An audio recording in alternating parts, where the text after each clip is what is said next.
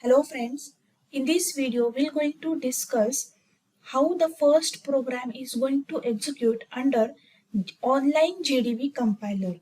Now this is the interface of online GDB compiler.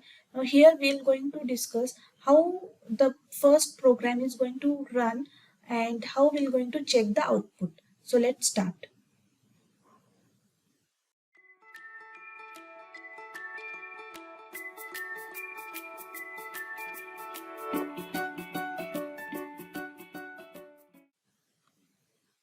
Now, this is the interface of GDB compiler. Now here you can see this is a GDB online compiler, or in URL you can also see onlinegdb.com. Now the GDB online is an online compiler and debugger tool.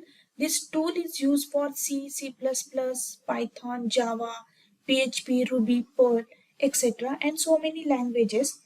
And we are going to select these languages from here as we are looking for C programming. So I'm going to select the C language. So we'll get the result, or we'll get the code of the hello world here. Now this part are the comment part, so I'm going to delete this because comment part we are not going to consider here. Now this is the C program. First C program we're going to execute here. Now as we know that it's always start with the hash include stdio.h, that is it's an header file. Now this is the first command which gives a compiler. Now every language has the compiler or interpreter or both. Now before using the any functions we have to declare it, or we have to include the declaration functions. Now here the preprocessor directory include stdio.h, that is the standard input output. So here all declaration related input output are included. Now in the next line, that is int main is the function, is the first function of C programming. Now every programs, or suppose there are number of lines, or if the C program have the big lines of program or complex program, so compiler or operating system is difficult to understand from where to start the execution. So main indicate that it, or main tells to operating system to start the program execution from here. Now after giving the main, we are going to open curly bracket, and inside that curly bracket we are going to write the statements.